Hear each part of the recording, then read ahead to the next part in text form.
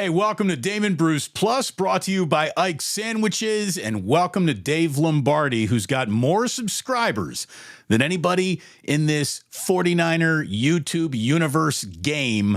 When it comes to covering this team, he is state of the art. Dave, we've been trying to put this together for a while. I'm glad we finally found the time to do it. I do not have an Ike sponsorship, though, and I was not aware of the Ike sponsorship. Those are some of the best sandwiches. You know, I have a high bar for sandwiches. I would say that he's like the godfather of the San Francisco sandwich in the modern era as we know it, with the Dutch crunch and everything. I'm sure this, you know, Ike well, I know, so do I. Shout out to him. I'm sure he'll be happy that we're talking him up even more now. But you still remember the first store, right? On, I think it was 16th and Sanchez back. That's where I met him. That's where I met him. Really cool. So he is a huge Giants fan. He's a huge 49ers fan. And he used to listen to me doing shows on KNBR. One night, just absolutely randomly, I'm like, so I'm kind of the new guy in town. I'm reading this story in the San Francisco Chronicle about Ike's Sandwiches. He's like basically pinioned under his own success. His sandwich shop has become so successful, like the neighborhood has dubbed him a nuisance, and he's got to move now. And as I was talking about it, he just happened to be listening. He calls in during the commercial, talks to the board op and says, "Can I talk to Damon? It's Ike." And he's like, "Do you want to talk to the guy?" So I came around. The very next day, I'm standing out in front of that store on 16th, and he comes out to greet me. And I'm like, "What's the big deal?" He's like, "They turned me into a cause. They turned me into a," he's like, "The sandwich is really good, but this town loves a good sandwich and a cause. And I've become both thanks to this article." I'm like, capitalize on it. That's how the friendship started. Then we did the Damon Bruce. Have you had a Damon Bruce since you're such a sandwich aficionado? Yes, a long time. It doesn't have some kind of steak on it. Yes. Okay. I've had it before. I had to get it because I knew you. I'm normally a Matt Cain guy, but the Damon Bruce was very good. And it was years ago that I got it, and I'll have to go back and try it again. That was the most reviewed restaurant on Yelp's entire network at one point. Was it really? Yes. He had the most reviews, and he had 4.5 stars. I like to say that everything that we know in this new technological age now has started in San Francisco, and that went back to Lyft and Uber, and obviously now the driverless cars, Waymo, but Yelp as well did start, review. The biggest part of their user base early on was in San Francisco. So he was the first one with thousands of reviews at 4.5 stars. And it was in Sanchez location. The city of San Francisco was basically the beta for all of Yelp. So everybody caught either 4 stars or 1 star. There was very little in between. I recognize that. By the way, your reputation, Dave, absolutely precedes you. Comment from Rob K. Damon and David, very nice. Does that mean we're talking football and sandwiches? Well, just sandwiches to this point, but yes, an awful lot of football too. May I recommend, and here's what I love about Ike. Here's what I absolutely love about Ike. He's my sponsor, and he loves to see other small sandwich shops grow. I was at a place today, and your name came up, Dave. I was talking to the guys at the M Stop. The M Stop, yeah, Sal. You said what's up to Sal, I'm sure. Sal is a great guy. I think he works with John or Jose. I'm so sorry, I don't know the guy who actually makes the sandwich's name, but I've seen the two of them in there. I've been in a couple times. Really good sandwich. And they said Dave Lombardi has given us love. I'm like, Dave's coming on my channel tonight. It's a small world. So we were talking Niners. You came up. The M Stop. They got good sandwiches, man. The M Stop is, I think, it's the newest player in the game, in the San Francisco sandwich game, and they're already, well, I don't know if I have a Mount Rushmore because there's so many good sandwiches in the city, and Mount Rushmore means you could only have a handful of them, but they're in my top 10 right now, and I love the fact that they've been able to combine the community with the food, and that they've, it's named after the M Stop. That's the M line, the Muni M line, which is right outside. So it's like a San Francisco public transit themed sandwich shop. And then the mural that they have outside is really cool. I'm sure that you saw that. Love the mural. He's got the train, and Joe Montana and Jerry Rice are riding the train, but he left room on the train for current 49ers if they win a Super Bowl, which is really neat too. So Smart. That's thinking ahead. yeah, and it's San Francisco's kind of the city of murals. The Mission District has all the murals, but this is out in Balboa Park, and the Mission had a lot of Giants and 49ers themed stuff, and we needed some more 49ers themed stuff in different neighborhoods in this city, and I think that this is going to do it. And if the 49ers can win a Super Bowl, well, you can add on to the mural if you're Sal over at the M-Stop. Let me tell you, I live out here close to Balboa Park. I'm in Westwood Park, and so it's in my neighborhood. It's kind of how I found it. I dropped my wife off at the Balboa BART station, and I dropped my kids off at school in the morning, and that's how I drove past it every day. I'm like, I got to stop in there. It speaks to me. I love a mural. I love a sandwich shop. I got to stop in. I'm glad that I did. My side of town, Dave, and you're a San Francisco guy through and through. My side of town is ready to throw down with any neighborhood in terms of great, sneaky, great restaurants that you've probably never been to or heard of, man. We got a gem out here. There too. Roxy Food Center sandwich. Oh, yes, yes.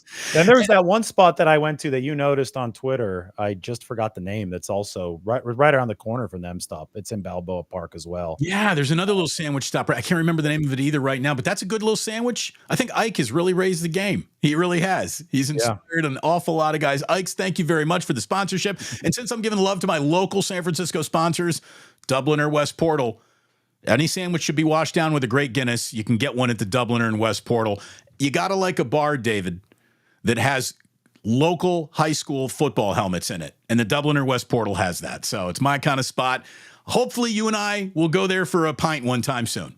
I would love that. I was actually in West Portal yesterday for lunch. I ate at the Submarine Center, which is another. We could go down this rabbit hole forever. San Francisco really does have, I think, as far as like mid-range food, as far as price goes, it might be the capital of the world, because you've got the diversity.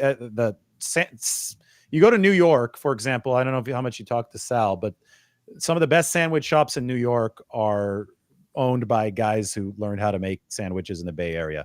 The best sandwich shop in Nashville, where I think it's amazing city. I'm obviously there in the off seasons, but the sandwich game falls way short of where it should be. So new place there. The guy in his early culinary years, he spent them in San Francisco. He's a big Deadhead. He's a Grateful Dead guy. And he's got the Dutch Crunch, and that's the only place that you could find a Dutch Crunch. So San Francisco's gift to culinary civilization has come in that sweet spot, the mid-range sweet spot, the burritos and the sandwiches. And I think people sleep on how influential this city has been in the sandwich game. Join Dave and I for our 3-part series. Tonight is sandwich. We'll be back tomorrow with burritos. And then on Friday, we will follow up with, I guess cheeseburgers at that point in time. But look, Dave, it is awesome to have you here. I'm sure people would love us talking sandwiches all night. But since the 49ers opened their year in a very impressive fashion, I think, against even an oversold Jets team, that's still a very impressive win. But like so many San Francisco games, they leave you wanting a little more. It's funny. Two things can be equally true. They have drafted poorly at times, yet they have also assembled the most talented roster in football. They scored an awful lot of points against the New York Jets, yet they also left an awful lot of points out on that field, settling for so many field goals. That game could have gotten into the 50s had the offense been in midseason form, had Ayuk not been so rusty. Maybe Purdy gets a little bit more preseason run, would have opened him up a little bit more. I thought Purdy was pretty good. Then obviously Christian McCaffrey being the late scratch was a real game changer. I wish that they had scored more, and at the same time, they scored on 8 consecutive possessions, which is the most they've scored consecutively in any game in most of our viewers right now lifetimes. I think it was like back to 1978 that it was for them to score 8 consecutive times in a single game. What impression did you walk away with mostly on Monday night? Well, we have to remember that the context of all this is that the Jets were an elite defense last year, and I think they added some pieces. In fact, if you look at the top graded cover guys in football from 2023, 3 of the top 5 top graded cover guys are on the Jets. CJ Mosley, Quincy Williams, the two linebackers, and Sauce Gardner, the cornerback. We saw early in that game how narrow the windows that Brock Purdy was working with were. I mean, early in that game, you had Williams break up a pass, a linebacker break up a pass to a receiver, Deebo Samuel. CJ Mosley, I know he got banged up a little bit later, but he was flying around the field early on. And Sauce Gardner broke one up intended for Brandon Ayuk early. So anytime that you could put up 30 plus against the defense that was legitimately a top 3 defense last year, and I think is going to be a top 3 defense again this season, it's a good night. It's hard to score 30 against anybody in the NFL, and the 49ers scored 32 against the top 3 defense. And I think the fact there was meat still left on the bone is a great sign for the 49ers moving forward into this season, because yes, Brandon Ayuk dropped the pass in the end zone that he probably catches a month from now after he knocks off that rust. I think that the pass protection issues that the 49ers had in the first couple series, those probably will improve as the season goes along, because they will get more into their run game rhythm, which in turn helps the pass protection. And they'll have Christian McCaffrey, who helps pass protection as well, because he's such a quick outlet for Brock Purdy. So despite the fact that the 49ers clearly did not bring their A+ game offensively, I'd call it their B- game, they still scored 32 points against a really damn good defense. Hey, like and subscribe. Dave Lombardi is in here. We're talking Niners. And look, Jordan Mason, I think you and I were both in the camp that should the needle fall on Jordan Mason, he'll be able to get the job done. But I don't think anybody could have expected him to get the job done like that, or have Kyle lean on him as heavily as he did. That's more carries than any Niner running back has had since Frank Gore was toting the rock, and that was an NFL that no longer exists. I was talking about this with Kruger. I'm like, did he just treat Jordan Mason like a rental car that he doesn't really care about? Or is he really trying to find out what this guy has, and he is going to be a complimentary back to Christian McCaffrey when McCaffrey is back as RB1? Well, we've already seen him in the complimentary role, especially 2 years ago when he was the closer. And that change of pace they brought in, because Mason's a 220 pounder, and he's just got really just thick muscle density. So you could hear it when he makes contact with a linebacker or a defensive back. It sounds different. It's a little metallic even. And that's the main thing that reminds me of Marshawn Lynch. I mean, he wears the 24 as well, and he's got the big size, and he runs really violently with his shoulders. He's swinging his arms every which way, but it's the sound. It's the sound of the contact that's heavy. It's that metallic thud that you hear that it really is not comfortable for a defender to take on. And back when they used him as the closer in 2022, you'd get McCaffrey all game.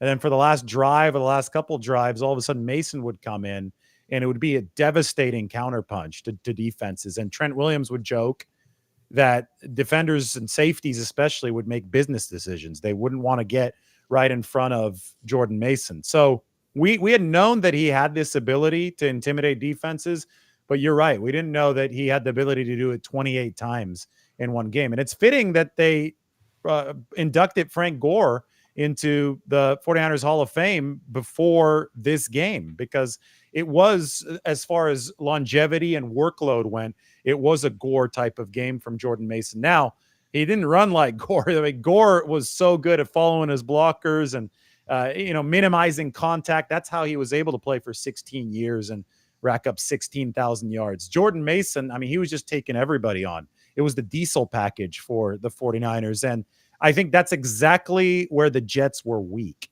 The Jets, great coverage team, but if you ran it straight at them, you start to expose some of their deficiencies, such as the fact that Sauce Gardner, he is listed at 190, but it looks like he's 170. I mean, he's rail thin. So, I mean, you saw Deebo Samuel blocking him in the open field. Sauce Gardner had no chance. Also had no chance to take on somebody like Jordan Mason in the open field. So 49ers can beat you in so many different ways. They can outrun you, but they could also out-diesel you, as we saw in this game against the Jets.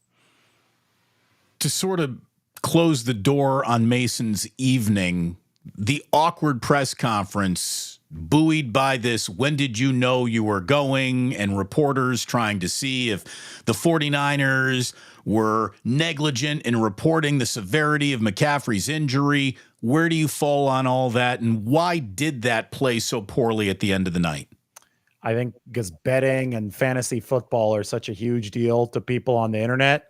But based on what I understand, the NFL did not even open an investigation into this with the 49ers. But listen, Mason, this is a young player who just had a career night. He's from Gallatin, about 30 minutes north of Nashville, so not close to the Bay Area. His family flew out to see the game, and he delivered 147 yards.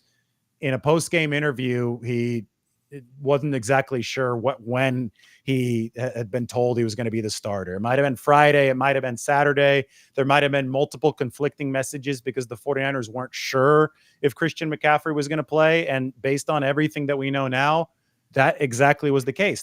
Christian McCaffrey was questionable. He's practicing every single day. And we had never seen before that Christian McCaffrey did not play in a game after he practiced on the Friday, or in this case, I think it was Saturday, right? Because it was a Monday night game. That was unprecedented. Normally McCaffrey would play in such a situation, but he woke up Monday, didn't feel 100%. And the 49ers did the smart thing. They said, we're really damn good. We don't need to put Christian McCaffrey at less than 100% out on that football field. And I think they're going to approach it moving forward with exactly the same standard. If McCaffrey isn't 100%, don't play him, because you've got this in the garage. Jordan Mason. I mean, he's a Ferrari as well in the garage. So I think that's exactly what happened. They weren't sure if McCaffrey was going to get up to 100% when he didn't play. And they had been planning for both contingencies prior to that all week. So I don't think that Jordan Mason should be, vilified for not answering. It's not his job to answer questions after the game correctly. His job is to run the football the way that he did for the 49ers on Monday night. He really did like a Marshawn Lynch impression. And I always think of like my favorite Marshawn Lynch contribution to Football Lexicon is that interview was just saying, you run a motherfucker over and over and over and over and over and over. And then he says it like 50 more times. And it felt like we got that out of Jordan Mason on Monday night. So do you think an abundance of caution has McCaffrey shelved in Minnesota? I think it's trending toward that, just because if he wasn't 100% this past week, who's to say that it'll be? But also at the same time, it's just so hard for me to speculate on these injury situations because I don't know where exactly the percentage is.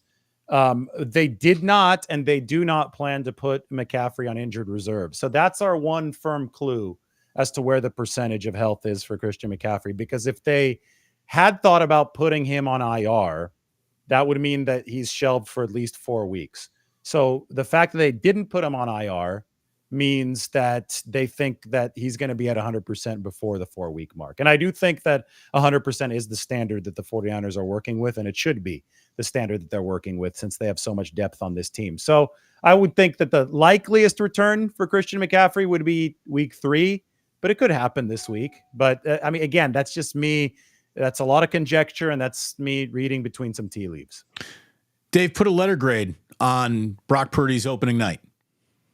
Hey, I mean, it was solid. He and Darnold posted the most efficient outings out of any QBs in the NFL in week 1, and they play against each other this week. So that's a great story. But Darnold played against the New York Giants, who looked terrible. And as we've already established, the New York Jets have one of the best secondaries, one of the best coverage units in the league. So the fact that Purdy was able to go out there without McCaffrey, everybody was saying, oh, well, McCaffrey's driving all of Purdy's success. It's not true. It's a symbiotic relationship. And I think that Brock Purdy proved a lot with how good he was against the really good defense on Monday night. You know, people who wanted to bet against Purdy have constantly been looking at good games and just insisting there wouldn't be any improvement there. Well, I think he's got improvement in him, and I think he is getting better, and he's getting stronger, and he's learning the league. And what is really going to improve Brock Purdy's status, I think, in this league is better protection. And David, I think he's going to get it. Dominic Puni, in a small handful of time, he looks like he could be a Pro Bowl caliber guard. Maybe not his rookie year, but down the road, I think this guy's going to Pro Bowls. He looks like he can fill the bill of stand up, meet you, beat you at the line of scrimmage. He can get out to that second level. He's fast enough to take on linebackers. I think he's the missing ingredient that is going to make this offensive line a lot better. Well, he didn't give up a single sack over 2 years at Kansas. And this was after he transferred from a D2 school in Central Missouri, where he initially enrolled because he wasn't getting a lot of D1 interest and he wanted to play with his older brothers. So it's a really cool story that he already had made a significant jump in level of competition from D2 to D1 without an issue. But what's fascinating to me is that Dominic Puni was definitely a better pass protector than a run blocker coming out of college, which is what, and that's the 49ers diverted in that way. They normally had gone after the better run blockers, but I think they realized they needed to protect Purdy. And they acknowledged that he was a better pass protector than run blocker, but he put on an absolute clinic run blocking on Monday.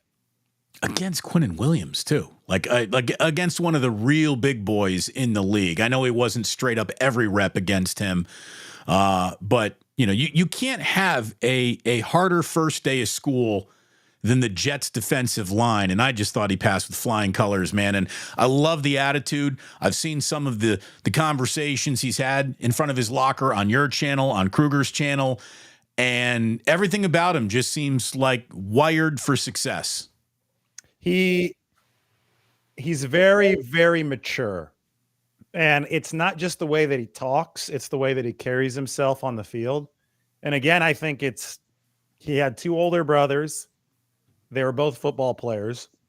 So he had to learn how to fend for himself at a very early age. When you've got two athletic older brothers, that speaks for itself. But I really do think that his transfer from Central Missouri to Kansas, which he executed and started right away at Kansas and played multiple positions.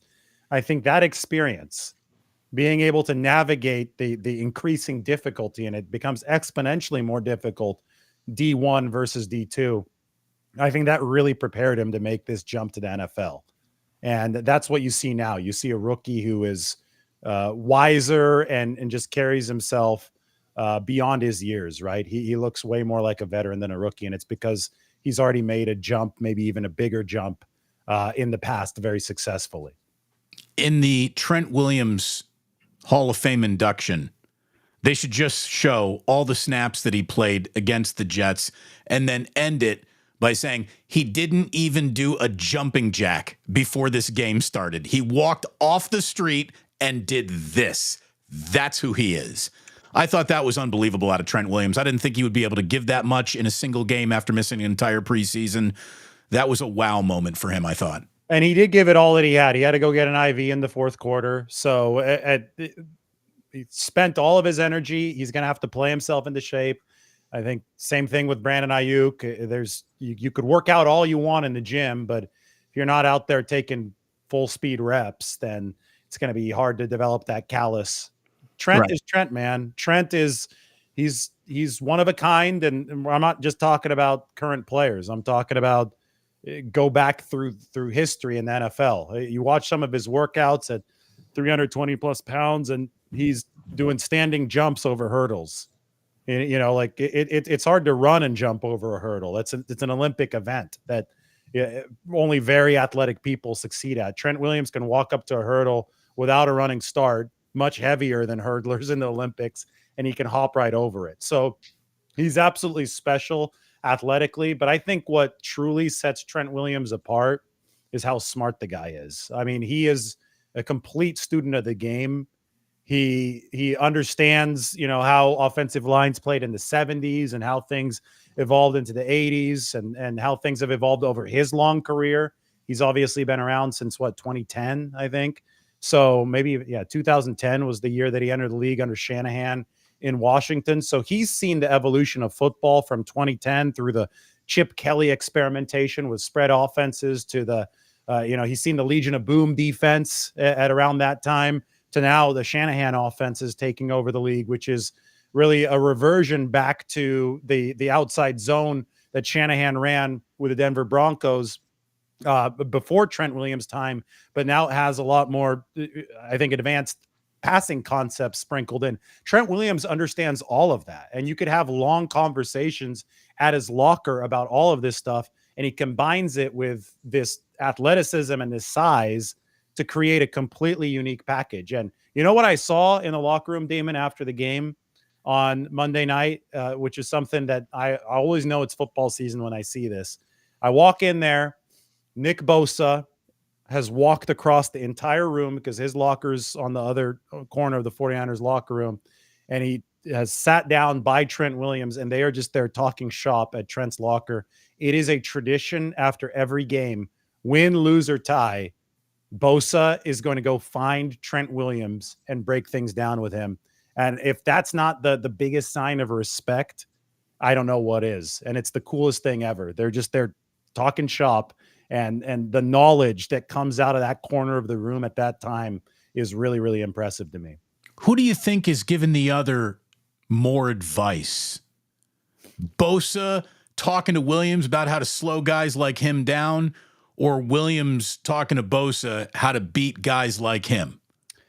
I think that more of the tangible advice is probably coming from Williams because he's been in the game for so long. And like I said, the guy's like a walking history book. But I've written a big article on this a couple years ago. What Trent Williams is gathering energy from the younger guys. Think of the fact that Trent Williams has overcome cancer on his head to still be delivering at this level. So, he's been through essentially everything. You could even add cancer to the list. And it's not easy for anybody, even if they're perfectly healthy, to sustain an NFL career for 3 years. But he's been in there for almost a decade and a half at this point. And the most profound thing that Trent told me is that, he came off of the cancer year off, which was 2019, and he joined the 49ers in 2020. That was Nick Bosa's second year. They went after it in camp, and the way they developed this relationship was that they started walking off the field together after training camp in 2020, just talking shop.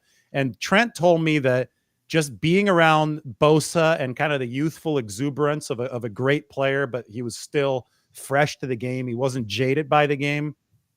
That really gave Trent a second wind. So, and I think to this day that dynamic is still in place. Bosa's a veteran now. He's been around for several years. He's on his second contract, but other young guys will swing by the summit that they have at the locker. And I think Trent is energized by that. So it's a very symbiotic relationship. The old Jedi Master is giving his knowledge, but he's also being fueled by the energy that's coming from the younger guys in the room.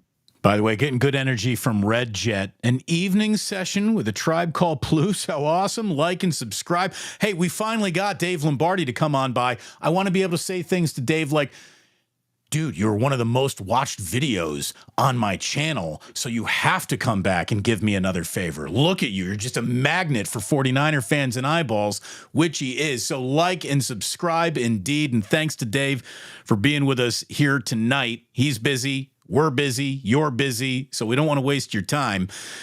Did you think that all of the anxiety of the preseason, David, was going to undercut Monday night?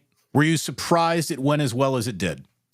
No, because the 49ers have been through this every single offseason. Not everybody, but a lot of people last offseason were saying that it was the end of the world because Nick Bosa wasn't around and that the vibes were terrible. And, and the year before, everybody's saying the vibes are terrible because Jimmy Garoppolo's practicing by himself over on the side field. Every year there's been a different reason for why people have thought that the vibes are terrible around the 49ers. And every year since 2021 and 2021, I get it. It was a more topsy-turvy path, but every year they've delivered at least an NFC championship appearance. So I'm just one of those people that looks at track record, and until you prove me wrong, I'm going to believe in that track record, right? So if you've been in the NFC championship game or the Super Bowl in 2021, 2022, and 2023, that's 3 straight years, I'm going to have to see an actual collapse in real games in the regular season before I think that you're not going to make it back there, especially if the roster on paper is better than in any of the previous years. And I firmly believe, and Trent Williams, by the way, he agrees with me, believes that this roster is better than those past 49ers rosters. So I viewed it as noise. And was it ideal for the 49ers? No, it wasn't. But it also was a problem that every other team in the league would love to have. I guarantee you, even the Kansas City Chiefs would love to be stressing about paying Trent Williams. They tried to sign Trent Williams in 2021, and the 49ers ended up winning the sweepstakes. So when you have a lot of good players, you're going to have business headaches, but you'd rather have business headaches than on-field headaches. And as we saw with this game on Monday night, the 49ers headaches do not reside on the field. Even though Williams and Ayuk got to play into shape, they've got more than enough talent to weather that storm. Do you think John Lynch would agree with what you just said? How was his headache through this whole thing? John Lynch actually said multiple times, I don't know if he said it in a press conference or if he said it on a radio interview, but I've heard this multiple times from him now. He says that other GMs around the league came to him over the course of training camp and they said, man, we'd really love to have your problems. So it was a headache for him, but then he gets perspective by talking to his peers who wish they, would be in a contract negotiation with a homegrown receiver like Brandon Ayuk, who wish that they had Trent Williams already under contract and just had to find a way to sweeten the pot to get him to show up to the building. I mean, these are all things that are good for the 49ers, right? Like, you've got the guys under contract, and then you got to figure out a way to make the financial Tetris work. But the only reason that you're having trouble with it is because you already have paid so many other good players who are ready to play high-level football for you. So in a hard-capped league, that's just the reality. That's why it's really hard for really good teams to stay together for a long period of time, because these issues usually end up catching up to them. But you want to have these issues, because if you don't have them, you're doing something very wrong. Like a salary cap, it's a little bit, like a credit card. You can just keep on kicking the payment down the road, but eventually the bill does hit the table. And it's going to hit the table severely once Brock Purdy is a, $50 to $65 million man. And look, he could be around 50 with an average year this year. If he wins the Super Bowl, I think he's in that neighborhood of 60 for sure, given the number we just saw for Dak. That's going to be the biggest moment in time in the fork in the road for this franchise that people are going to gripe and complain about. Yet at the same time, I think most people out there griped and complained that nothing really matters until you have the right head coach and the right quarterback. And I think they got that now. I really do. I think you do too. Yeah, I mean, Purdy's obviously elite. I don't see how anybody can look at the body of work from the past season and a half, especially from last year when he was head and shoulders above every other quarterback efficiency-wise. And then you watch the tape and it tells you the same thing. So I don't understand the Brock Purdy detractors. Even some of the arguments just aren't factual, right? They're like, oh, Brock Purdy can't extend plays. Well, I mean, he extended plays better than all but 2 or 3 quarterbacks in the league last year. Yeah, I mean, he's got that amazing burst. He's got a rag arm. Oh, but he also led the league in downfield passing accuracy and yards per attempt. So we had never seen a quarterback hit 60% of their passes on throws of 20 or more air yards downfield until Brock Purdy did it last year. The whole, he can't throw outside the numbers. Anytime I hear somebody say that, I automatically think that they don't even know what that term means. They're just I call it fake smart, Damon. Fake smart. The outside the numbers line, that is, it's an indicator that you're just trying to sound smarter than you actually are about football at this point. Right. You got a piece of jargon. You're going to use it to sound like you belong in the meeting. But the truth is you don't even know what you're looking at. Exactly. And he is throwing outside the numbers if we want to get technical. And on top of that, the most efficient place of the football field over the past several years, ever since these Shanahan offenses have really taken over, and that starts with the 49ers, is the middle of the field. Why? because the middle of the field, you take away 2 extra defenders named the sidelines, right? The sideline can make a tackle. If a guy steps out of bounds, the play is over. So the 49ers and other teams like the Kansas City Chiefs have said, wait, we want to facilitate as much yards after the catch as possible because we want to make these offenses as explosive as possible. How do you maximize yards after the catch? Well, A, you get receivers out into space where defenders are on islands. The defender is never going to be on an island near the sideline because the sideline is there to help him. So attacking the middle of the field is actually tremendously efficient. The numbers bear this out. And it's hard to attack the middle of the field because defenses are defending it now. They realize that, oh boy, we better concentrate more defenders into the middle of the field because we don't have the help that the sidelines give us. So the fact that Brock Purdy is the most efficient quarterback on record, throwing between 10 and 20 yards in between the numbers over the middle of the field. This goes back 25 years or so. PFF has been tracking it. He's about 11 or 12 yards per attempt. The fact that Purdy is at that level of efficiency for what the 49ers are trying to do and what defenses are trying to stop, that's something that the detractors need to talk about. They won't, but they need to talk about that because it means that he's a perfect extension of what Shanahan wants. At the end of the day, a quarterback is only going to be as good as the bond that he has with his play caller, and a play caller is only going to be as good as the bond that he has with his quarterback. That's why we talk about Montana and Walsh, right? That was the great bond of the 1980s. And that's why Shanahan has needed his Brock Purdy, somebody to perfectly execute what he's calling for, and that is attacking the middle of the field. Without picking this scab, and I don't want to go down this road any more than you do, but ultimately, why do you think it didn't click and the light went on for a guy like Trey Lance? You know, when you got the great quarterback whisperer that is Kyle Shanahan, why didn't it work for him and why did it work for Brock? Because I agree with you. Kyle was looking for his raw ball of clay to mold into an extension of him on the field. He got it in Purdy. He didn't even come close with Trey Lance. Well, he thought that he could have that in Trey Lance because Lance was so raw in college. They didn't have a lot to work with, but they thought that there was enough moldable clay there to create something that would fit perfectly with Kyle Shanahan. Obviously, that's not what happened. But, you know, this whole thing, Shanahan is a quarterback whisperer. Shanahan has had only 2 plus efficiency quarterbacks over his time with the 49ers. And there have been a lot of quarterbacks that have played for Kyle Shanahan. The 2 plus efficiency QBs are Brock Purdy and Jimmy Garoppolo.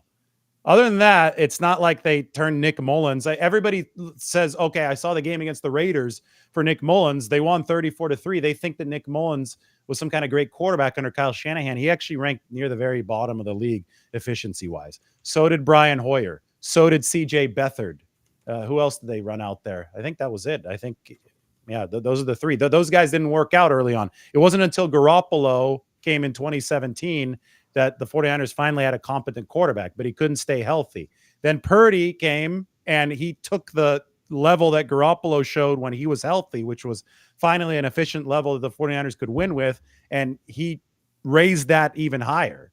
So it's not easy to just step into a Shanahan system and deliver at quarterback. And I think that's a huge misconception that Shanahan is able to turn anybody into a good quarterback. You've got to have serious skill at that position. But then on top of that, to be a guy that Shanahan will happily invest in, and I obviously think that Brock Purdy falls into that category. You've got to be able to execute the system as an extension of the coach. And I think that's where some of the lack of seeing eye to eye with Jimmy Garoppolo ultimately came in. The injuries, I think, played the biggest part in all that. But I think that Purdy much more religiously is able to execute what Shanahan wants out of the scheme than anybody else that Kyle Shanahan has ever worked with. And I think that includes Kirk Cousins at this point. I want to talk to you about one of the cooler stories I think you got to cover, the George Kittle tight end university thing in Nashville. We'll get to that in a second. And obviously, I'd love you to give us a little preview and what you think of what's going to go on. We got Viking Jerome in here who's saying I'm guaranteeing a win. Look, anybody can beat anybody in this league, and there is a fact that is kind of jarring.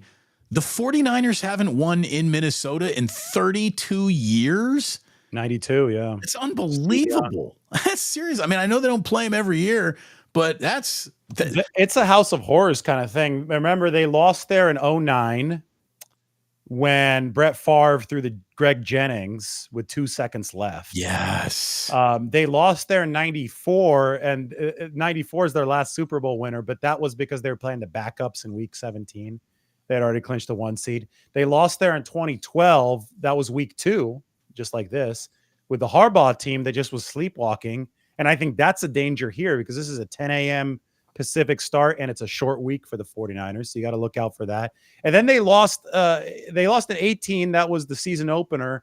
That was the one Dante Pettis highlight when Dante Pettis caught that pass from Garoppolo, but they just got blasted. The Dante Pettis highlight. That was the Dante Pettis highlight. And then, I mean, if you talk about House of Horrors, last year's Monday night game was the Steve Wilks inexplicably calling cover 0 with like 17 seconds to go in the half. Minnesota didn't have any timeouts, but he ran a 0 blitz, and Jordan Addison ripped the ball away from Charvarius Ward and scored a touchdown that wouldn't happen if you ran that play 100 times, it only happens once. Don't you think that's where the division between Shanahan and Wilks really started? Probably. I mean, that was, I think it ultimately came down to them not being able to defend the run. They ranked number 26 in run defense last year. That was one play that Shanahan obviously wasn't happy about, but fundamentally, philosophically, this defense needs to stop the run so that they earn the right to rush the passer. And the week prior, Cleveland was running PJ Walker out there as their QB, and that's not much of a passing threat. And they still were able to run against the 49ers at crunch time and control the game. So I just think this was a larger body of work. Everybody is like, oh, well, he's throwing him under the bus for the Super Bowl. It's like, no, like they fundamentally were not good enough against the run to be an elite defense last year. And yeah, then you could pepper in some of these play calls like the cover 0 against the Vikings that cost the 49ers the game. I think that sealed Kyle Shanahan's decision. If I told you that the homework assignment was to explain the division of labor between defensive coordinator Nick Sorensen and whatever Brandon Staley is, how would you do it? How does that Rubik's Cube fit? Well, it's perfect that you asked me because I think this is exactly what the 49ers, the dynamic that they're getting here is exactly what they wanted with Steve Wilks, and I'll explain. When Shanahan hired Wilks, he was a complete outsider to the system. What Shanahan wanted was a new voice from the outside to freshen things up because he felt that if he didn't freshen things up, then the rest of the league would eventually catch the 49ers and get an advantage over them. So what Shanahan invoked was the history of his dad, Mike Shanahan, coming to the 49ers in 1992. When Mike Shanahan came to the 49ers in 1992, they already had this tried and true system. Bill Walsh was gone by that point, but George Seifert was running things the way that Walsh did. And the 49ers ran it the 49er way. And they basically told Mike Shanahan, hey, move out here. We know that your family is still, I forgot where he came from, but his family was still far away. We want you to spend time away from your family. They literally asked him to do that. And basically lock yourself into the facility, start watching our tape, become extremely familiar with our tape, and then you can add your own stuff in. So that way you're not coming in with your stuff and trying to change a system that's already obviously working. It worked to perfection with Mike Shanahan. In 92, 93, and 94, he saw extremely productive seasons at the helm of the 49ers offense. So Kyle Shanahan wanted to do the same thing with Steve Wilks. He wanted Steve Wilks to watch the 49ers defense and then implement his own style. Obviously, it was like trying to fit a square peg into a round hole. I think Wilks gave it his best shot, but it's not for everybody, right? Like it's sometimes the fit works, sometimes it doesn't, especially when the team is so specifically demanding a certain level of, cohesion in that situation. So it didn't work, but Shanahan still felt the need, even after firing Steve Wilks, to bring in an outside voice. So he thought about it and he said, okay, well, I'll bring in Brandon Staley. But what's the difference? He didn't make Brandon Staley the defensive coordinator. Instead, he promoted from within somebody that's already been in the system to be the boss of the defense, and that's Nick Sorensen. And now Brandon Staley is more of a whiteboard guy. So he still has his outside influence, but now instead of the way that it was last year, the outside influence is not in charge of the defense. And I think that's where Shanahan got too ambitious in 2023. So Brandon Staley's a whiteboard guy working with defensive backs at practice, giving his outside knowledge to the defense, allowing them to add new formations and new wrinkles to the defense. I don't know if I caught the quote from Barrows or you. Someone in The Athletic was talking about how Diamador Lenore is like, this guy is teaching me. Yeah. So he's teaching new stuff to the 49ers, but he's doing it from the position of an infusion of new knowledge instead of a directive position at defensive coordinator. And for a team that's had so much success with the Seattle style cover three, I think that's a really important difference. That's a really important delineation to make. And we'll see how it works, but I do think that rushing coverage looked way more tied together than it did last season. And it took me only one game to notice that cohesion was there in a much greater degree week one than it was in 2023. So if you're Vikings defensive coordinator, Brian Flores, you're taking Sam Darnold out to dinner and just trying to get any and all institutional knowledge that he can share with you about how the Niners do what they do. Brian Flores is a very good defensive coach. He could figure it out himself. What can Sam Darnold tell him that would actually help the Vikings? Well, he's been in on the 49ers offensive meetings and in the QB room.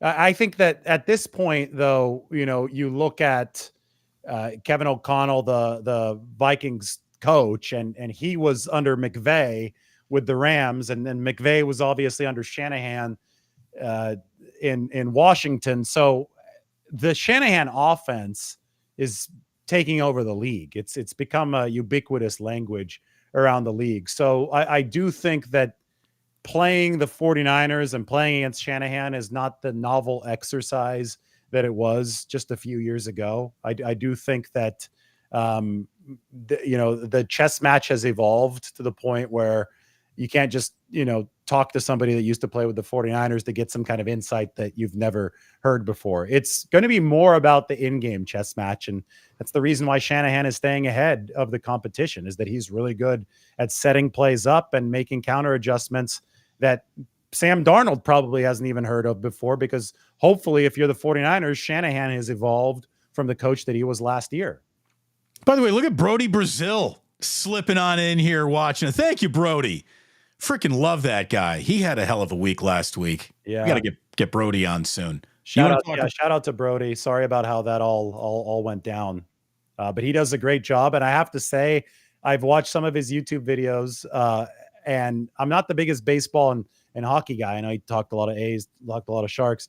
He has the best audio quality incredible I have ever heard. I mean, it's like he's got his whole setup behind him. He's kind of going off the setup, which I appreciate. I like the blinking lights. I'm a big blinking so light guy. He's got a lot of blinking lights behind him. He's got a great studio in home. I used to think that studio was somewhere like at NBC Sports, and he was trying to pass it off as his. No, that's his home studio. He's got a video. I'm sure it's still up on YouTube, that anybody who wants to set up a podcast studio at their house should watch. It's like a how-to. And I mean, his is intense. He's got wall padding and everything. He has gone the extra mile to make sure that it is perfect audio quality. So shout out to Brody. And let me say this about Brody Brazil.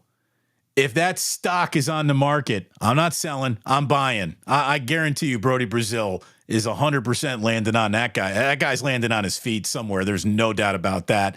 What a different changing media world we are a part of. And I guess, we're a part of it, in different degrees and ways, but we're all a part of it somehow. And it's just amazing how it gets reinvented every 15 minutes. Did you see Shannon Sharp today go live on IG with a sex? I mean, good God. He had a follow-up live stream tonight that had so many people watching it. I'm talking to my wife. I'm like, honey, do you want to draw some attention to the channel here? I mean, do you think maybe? She's like, shut up and no, absolutely not. Wild world we live in, man. Wild world with social media. That's all I have to say about that. It is unbelievable. Tell me about the access that George Kittle granted you to come to Tight End University and basically write the book on it. That was awesome, man. Yeah, I've been there a couple of years now. I actually didn't go last year, but I went the year prior to that. Last year I was on my honeymoon. So we were over in Africa, actually. Thank you. We went on a safari in Tanzania. I'm just trying to remember because I remember seeing Tight End U content from like the Serengeti. It was crazy. But anyway, I got to go. How's the cell phone coverage in the Serengeti? Much better than you would think it is. It's better than Levi.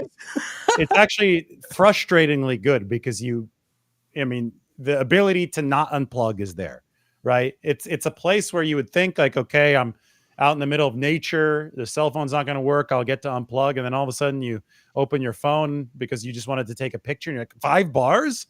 What, 5 bars? But I think that the government of Tanzania has invested in making sure that there's reception there because they want people tweeting and posting on Instagram from there. Put the Serengeti on the gram. I mean, we're taking pictures of cheeseburgers. Look at this land. This is incredible. So it was unreal. We actually, just to go off topic a little bit here, I'll answer your football question in a second. I forgot what it was actually, but you could remind me in a second. We stayed in this like tent. It was like glamping almost. It was a place that they set up on the Serengeti, and we heard like this lion roaring right outside the tent in the middle of the night. And if he wanted to, he could have just ripped that whole thing down, but he didn't. Or it might have been a she. I'm guessing it could have been a lioness. But one of the more they are the hunters. They are the hunters of the group. They are the hunters. Yeah. It was really, really neat. So that was a trip of a lifetime. But what was your question about the night?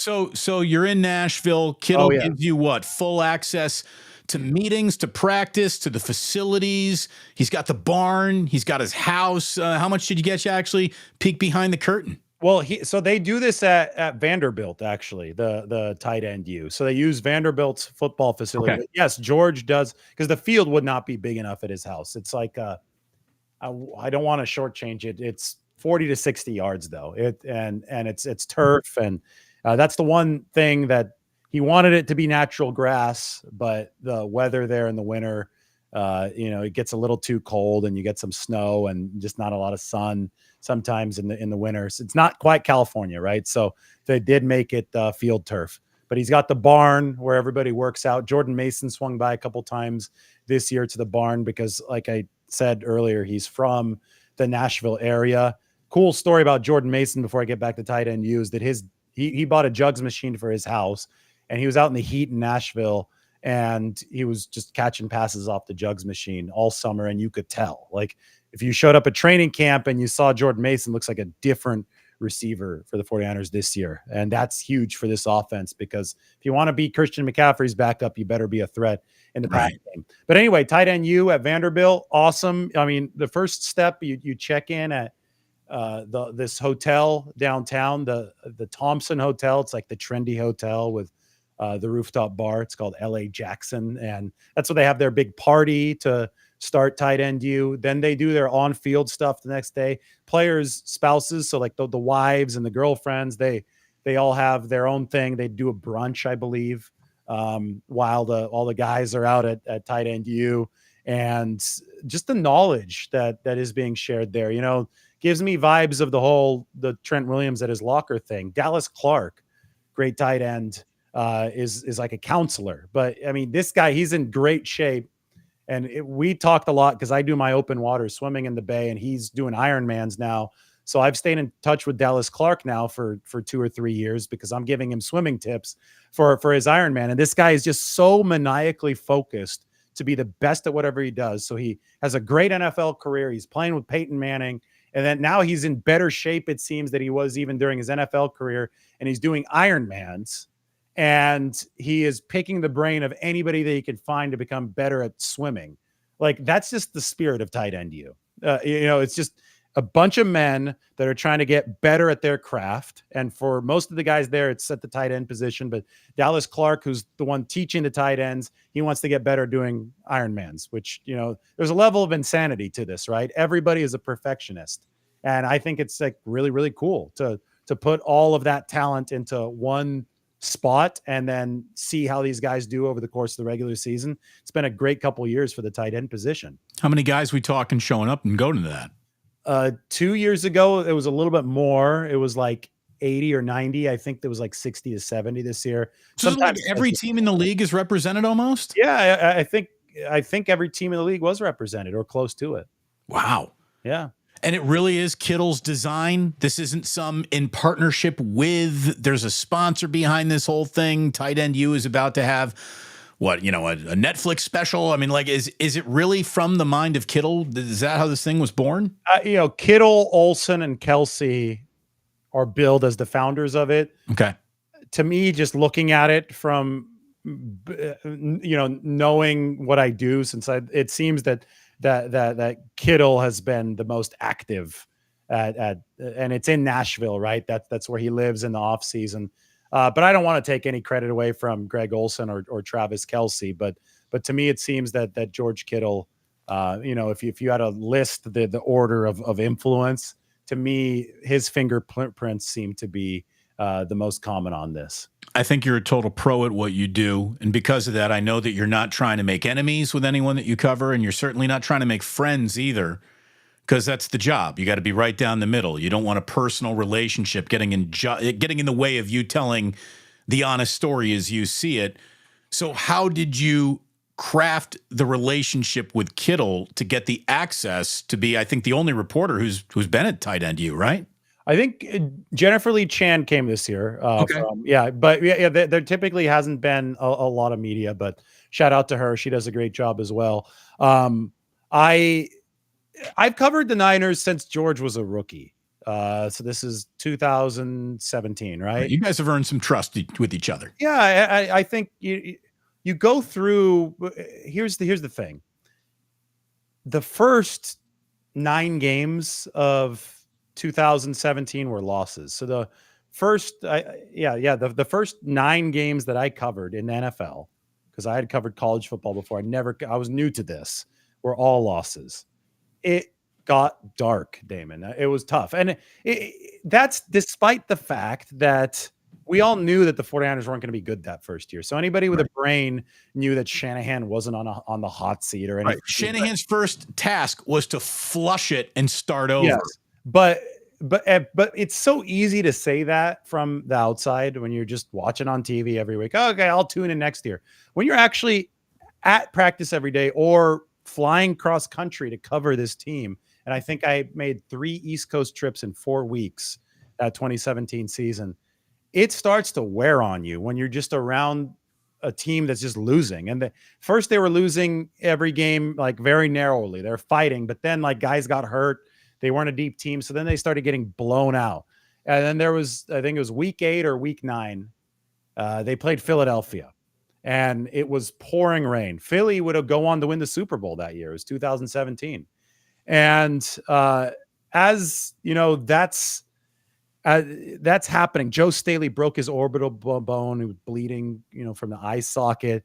The 49ers were like 5 seconds away from playing a tight end, Garrett Selleck at right tackle in that game because they were just so demolished. God, I remember. I have scrubbed that from the memory bank. I'm having like flashbacks to that. Yes. Yeah. So I still remember just being not only in that press conference room with Kyle Shanahan just mumbling and just this depressed look. I mean, just wore on you, you're just around it. And he's losing games. You're covering the losing games. And then you're in the locker room and guys like Kittle going through their rookie years are in the locker room. You've been there through every step of this, right? So then when the team starts winning in 2019, when they start going to all these NFC championship games and Super Bowls, and, that carries over through 2021, 2022, that's just natural trust, I think, that's built that you could only develop by being there through that time. That's what I would say now, because now every time I go into the 49ers locker room, especially this year, huge media crush, every single star player that speaks, 25 cameras, or not cameras, but 25 reporters, some with large cameras, some with cell phone cameras, just like converge on that player. And it's really hard to, I couldn't imagine starting what I was doing now, because I don't think I'd be able to develop any relationships, especially with the star players. I would have to start with some of the players who, are less known now. And then you kind of hope that that player blossoms into a star player 5 years down the road. Right. And that's how you have your relationship. But for me, this was all the seeds were planted back in 2017. So what's your relationship like with Shanahan, who, I think teams take on the personalities of their head coaches in a lot of ways. And it just shows you how much true personality some of these 49ers players have, because their personality still comes out. Shanahan, I think if he had it his way, he would close the locker room. You would have no access to his players. He's very Bill Belichickian, I think, in wanting to control the message and not getting in front of anything and not overhyping anyone. He just doesn't want to say a word. He just wants the football to speak for itself. What is your relationship with Shanahan been like over the years? And have you been able to cultivate any, even things that would suggest like a light moment around him? He seems to be dialed up to 10 intensity pretty much all the time. I will say that I think that his, I could see where you're going with some of the Belichick comparisons, but for years, and it's not as much anymore, but for years, especially when I was learning the game and learning how the team worked, he was tremendously open, I thought, at press conferences. And I thought that was really big for me personally as a young reporter in 2017 and 2018. Is he still that guy?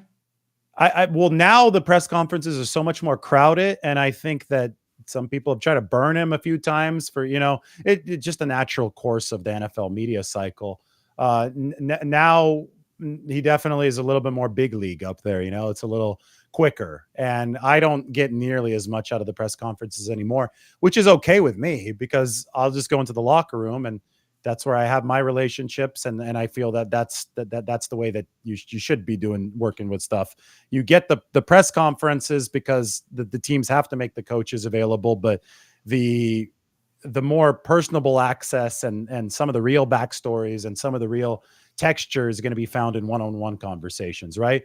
So anyway, obviously I've talked to Shanahan one-on-one away from press conference settings. There are events throughout the course of the year, like the owners meetings, like the combine, where you get to see a little bit of a different side, the off-season mode.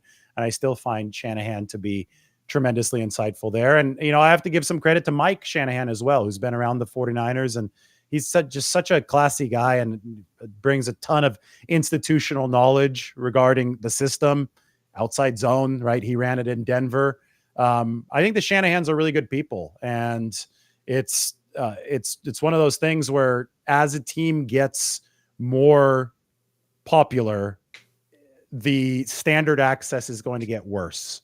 Sure. That's exactly what's happened. But again, that circles back to the same thing we talked about. Being around since 17 does help a lot in that regard. Right. Yeah. People always ask, well, why are hockey players so nice and accessible? It's because nobody's in there talking to them. So if you go in there, they appreciate your time almost. It's so far and away the least covered of all of our major sports. They embrace the intention, where the 49ers have had so much attention. Embracing it is no longer how they go about it. That's for sure. You're great at what you do, man. You're really, really good at what you do. And I think that, if we had still lived in a world where none of this happened online and it was just writing, you're a really good writer. I think you extract a lot of good information out of everyone. And I'm really happy that we were able to put this together, man. It's I've been wanting to talk to you for a while. I appreciate the support that you've given me as the new guy on YouTube. You've been very encouraging. And I just want to say thanks for your time tonight, David. You're going off to Minnesota. I'm guessing this is one of your favorite stadiums to go to. I mean, all rave reviews about trips into this stadium. What is your favorite road trip? I don't like the city as much, but I love the stadium. But I did have a good burger last year, the Juicy Lucy, The the Juicy Lucy. Yes. in Minnesota. But yeah, the stadium is absolutely epic. Um, the city I found to be a little too stretched out for what I like. Now that's just the spoiled San Franciscan now, I guess, in me. Like I in the off season when I'm in Nashville, I get my countryside and everything being stretched out. So when I'm in season mode, I love being able to walk to the coffee shop and do all that in the city. And in Minneapolis, when I wanted to go get the Juicy Lucy, that was in some neighborhood that was like 20 minutes away. And so Right. you're You Ubering out don't there. like your cities Uh, longer than 7 miles by 7 miles, No, basically. we got the 49 square miles is just right. But anyway, I love the stadium. It's really cool when they're doing the skull chant. The horn is really neat. I think I was talking to Kyle. Yeah, it was Kyle Juszczyk today who said that the skull chant fires him up. Like he thinks it's really cool. So the only two downsides to the stadium in Minnesota are that it's a fairly long flight to get there, and that it's not natural grass. And that's something that Nick Bosa reminded us of today. Right. So players would rather have natural grass, but this doesn't have it. Everything else, though, is really cool about that stadium. I have respect for every single NFL team. I'll be the first to argue that the Carolina Panthers could probably step on the field and on the right day give the 49ers a game that they weren't really expecting. It isn't any given Sunday league. Having said all that, I got respect for the Vikings. I think Darnold's pretty good. I think their offensive line, with Darisaw especially, is built to take on 49er defensive ends. It's going to be a Malik Collins, Hargrave, up the middle, Jordan Elliott type of game to get to Darnold. I don't see the Vikings winning without Justin Jefferson going off. I think it's going to be one of those, okay, so, 13 catches, 180 yards, 3 touchdowns. That's how the Vikings beat the 49ers, Justin Jefferson going bonkers. I don't know how they beat them without that happening. How are you handicapping this? They also have to slow the 49ers down. And last year they did, but it was only after Brock Purdy got concussed, or at least we think he got concussed on the quarterback sneak play. Nobody's ever been able to verify it because Purdy didn't start feeling symptoms until after the game. But I think everybody points at that QB sneak in the fourth quarter where he took the helmet to helmet hit as where the concussion originated. And he had been tearing Minnesota up until that point, and they were driving the football again. And then as soon as that happened, we saw 2 interceptions right after to Cameron Bynum. So I think that, if Purdy stays healthy this time, Minnesota has not yet proven, and they don't have Daniil Hunter anymore. He was a huge part of that defense. Minnesota, though, hasn't proven that they're an above average defense. They're very mediocre on that side of the ball last year, and they're going to have to hold the 49ers to under 30 points. Can they do that? We haven't seen evidence that they can, minus an injury to the 49ers quarterback. So, and also in that game, San Francisco didn't have Trent Williams. This year, they should have Trent Williams, right? I don't think they had Deebo Samuel in that game. They'll have Deebo Samuel. Christian McCaffrey is obviously a question mark, but if Minnesota can't slow the 49ers, then it doesn't really matter what Justin Jefferson and Sam Darnold manage on the other side, because I will say that it probably won't be as big of an output as what Brock Purdy and that side manages. So there's a reason the 49ers are 6-point favorites, but there's also a reason that they haven't won in Minnesota since 92. It's because there's been some upsets from the Vikings in that time, and you can never rule out the short week upset. 49ers have a little bit less rest than Minnesota, and you cannot discount that. If your last name had been Stanley Cup, would you be covering hockey?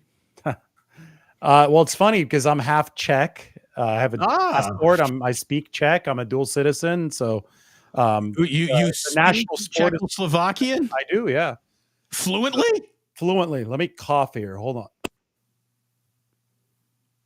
Sorry about that. No problem. I do speak Czech, yes. And hockey is the national sport. So the coolest article I ever got to write was hockey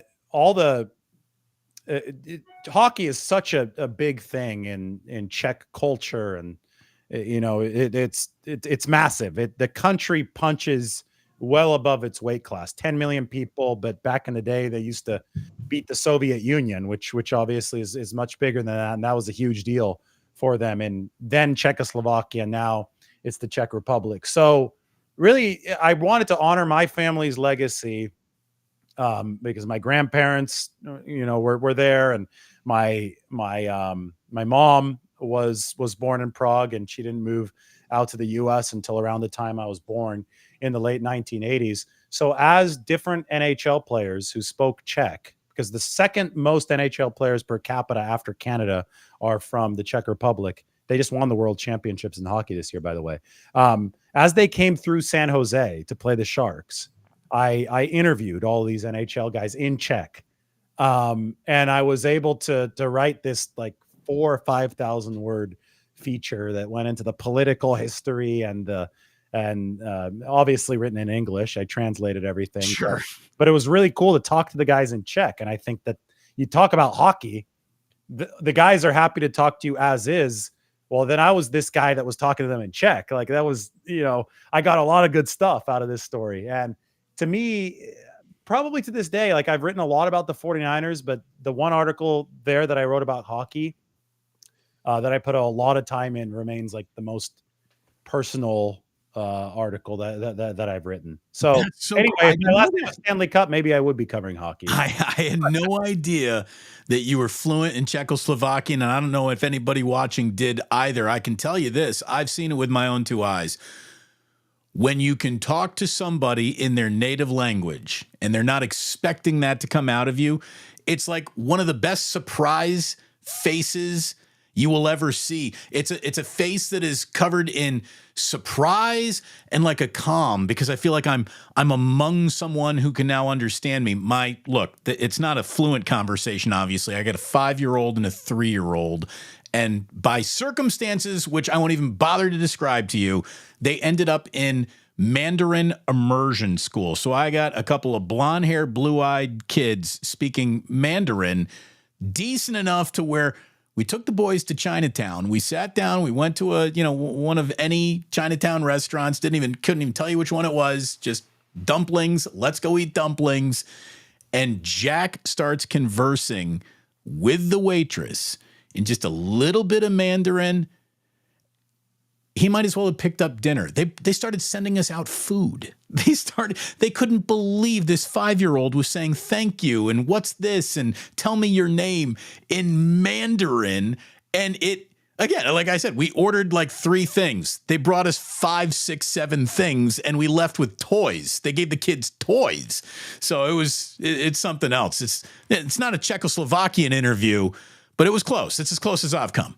I mean, with the degree of difficulty of learning any language that's not English is really hard. But Slavic languages are tough, and I would think for an English speaker to learn Mandarin is not easy. But if you pick it up early enough in life, which is why these immersion schools are so effective, you get it before the brain like solidifies in a way, right? So the way it was described to me is he's not learning another language. He's just learning language. Yes. At this point. So I was like, wow, okay, let's see if it happens. Before age 7, if you get started, is like huge. That's what my mom spoke to me in Czech from when I was a baby. My first word was in Czech. There you go. And I have one of my best friends. He was in my wedding. He's half Polish, half American. He just had a son. And so his wife is American and she speaks English, but he makes sure that he speaks every word in Polish. So they have a bilingual son. Okay, now I'm just curious about your family's history. Is Lombardi the given name throughout your family's history, or is that the Americanized version of what was the Czechoslovakian family name? Lombardi's Italian. So that's my dad's side's from Ticino, which is the Swiss region of Italy. If you go to my YouTube page, I actually got to go back to like some of the villages that my ancestors were from, and I put that video's pinned at the top of my page, and I did a 49ers report from there, which is the coolest thing ever. It was literally the most spectacular region area that I'd ever seen. It looks fake. It was crazy. But that is the Italian speaking region of Switzerland, just north of Milan, Italy. That's where Lombardi comes from. It means the long bearded ones, which I don't have a beard right now, but at one point I did. But the Lombards were Germanic peoples that came from Central and Western Europe, and were part of the waves of barbarians that sacked the Roman Empire. So that's where Lombardi comes from. Okay. Maybe I do need a longer beard to live up to the name. I mean, get to know Dave Lombardi here on this show. Fantastic. And just to wrap it up with Tony, who says, I can barely speak English, which is my first language, which is my audience to a T. Dave, thanks for coming on by tonight. Really appreciate this. Let's do it again sometime, man. I hope we can. Yeah, thanks, Damon. I appreciate it, man. Thank you so much to Dave Lombardi for coming on by. Now, how do I get him out of here with a little dig? Hold on, I got to push a button, Dave. I'm bad at pushing buttons. Wait a minute. I'll continue staring awkwardly at the camera. Isn't that the worst? Isn't that the worst? I'm good at it. It's working right now. I can't break eye contact at this point. The most awkward moment of the sports year is they're presenting the green jacket at the Butler cabin, and then they stay on the poor winner of the Masters, that staring into the camera shot for 20 fucking too long seconds every year. It's like, gotta cut. And they just staring and staring. So we'll get you out of here. David, thank you so very much. It's been 22 seconds. David Lombardi, boys and girls. That was fantastic. The Czechoslovakian himself, David Lombardi. I think we learned about the Niners. We learned about Dave. We learned about tight end U. That was fantastic. I'm so happy that he was able to come on by. I thank him for his time. And I would like to dedicate this show to Grant Cohn. Enjoy it, Nickelback. Thanks for watching. Sports don't build character. They reveal it.